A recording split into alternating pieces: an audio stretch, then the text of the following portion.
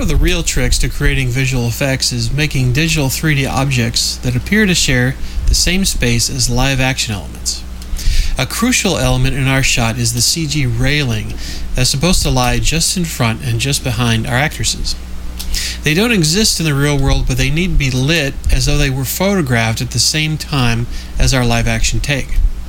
On shooting day, the filming was done outdoors under a cloudy pre-dawn sky. The lighting was flat and even, with lots of scattered light from nearby buildings, the pavement, the sky, but no direct sunlight. Using a process called global illumination, your artist will try to simulate the bounced light look that was present on the set. During the shoot, a special set of photographs were taken of a light probe, simply a chrome ball at the end of a stick. These photographs were taken at several different exposures, modified to remove distortion, and combined into a high contrast image called an HDRI image. Short for high dynamic range image, this new photograph can be wrapped around a 3D scene and used to closely simulate a real-world lighting solution, all in the computer. What I need you to do is decide the best way to use global illumination and the HDRI image of the set. There are three main ways of generating lighting this way. The first way is called photon mapping. Photons are emitted from the HDRI image, which has been wrapped around the scene. These photons bounce around from object to object, allowing colors from nearby objects to bleed onto adjacent objects. This kind of lighting is very realistic, but also costs a lot of time for rendering. The render is then smoothed over by a finishing algorithm called Final Gather. The second lighting method is actually Final Gather alone, without the use of photons in the scene.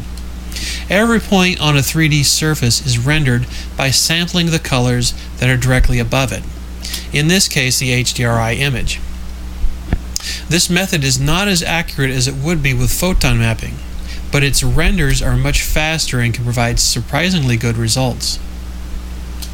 We've talked about bouncing light from different objects into the scene from various sources, including the sky, the railings, and all the 3D objects in the scene. Through these 3D objects, we get a light contribution that adds to the realism of the shot. But you may wonder how we get a light contribution from the actresses or the pavement. Isn't there supposed to be light reflecting off the pavement to illuminate the railing? Don't the actresses cast a reflection of some kind, or shadows across the railings? We need to make our live action elements influence our 3D objects. To do this, we use a simple flat polygon to map the live action footage onto. The green screen or blue screen has already been removed at this point, and an alpha map has been generated. We take the alpha channel and allow it to make the polygon transparent in the right places. Now the map polygon can act as a stand-in object and allow light to bounce off it or to cast reflections and shadows onto nearby objects. The third method is known as light dome. In essence, it isn't real global illumination, but it uses spotlights to simulate it. You can use a program to sample our HDRI image and generate spotlights to be placed throughout our scene. The spotlights create an even lighting with soft shadows that comes pretty close to reality. The drawback to the light dome method is that there won't be any bounced light from other objects, namely the live action stand-in polygons that we talked about earlier. So there you have it in a nutshell. 3 lighting scenarios, 3 choices. Have a look at the previews and choose the one that provides the best value. Good luck!